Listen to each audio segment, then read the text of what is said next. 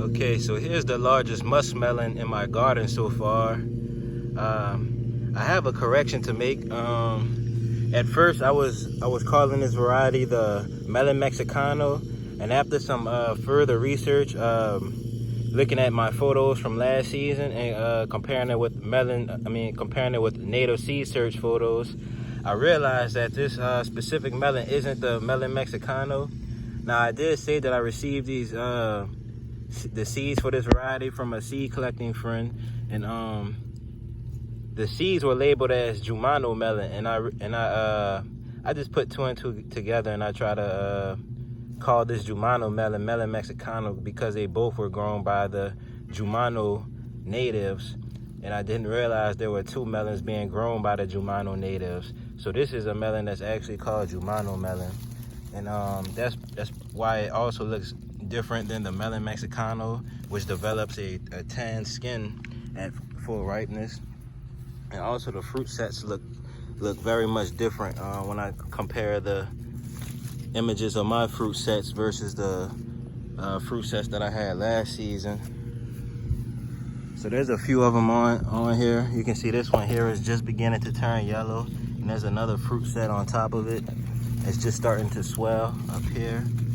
That little furry guy up there, and then this one is just beginning to turn yellow, and then I have one back here that's actually beginning to go soft.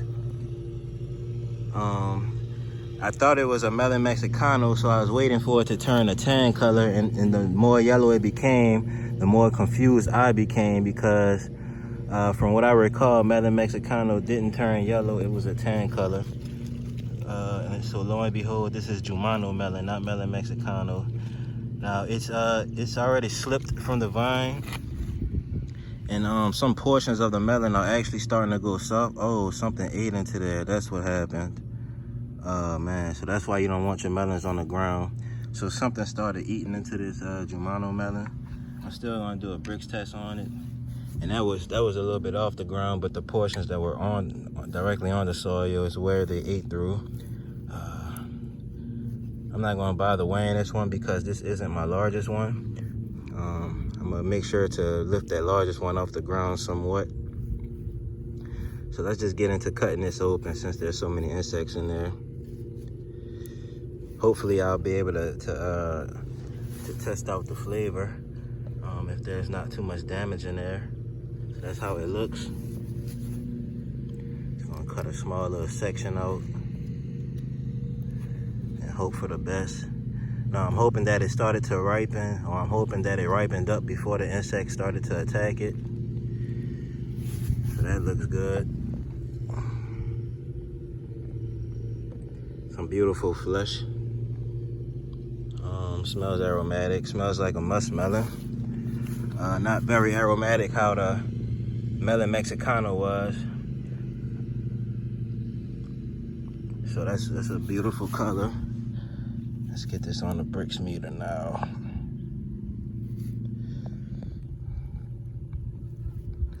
And hope for the best. Oops.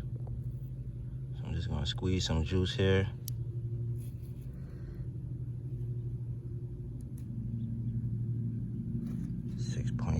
Oh man, that's not good. Let me try a piece. Yeah, it just tastes like a not really sweet cantaloupe. Decent flavor in there, but it's not really too appealing. So that's the Jumano melon. Hopefully that one just got eaten into too early, and that's why it started to decay early. I'm hoping that's the case. Here's the larger one,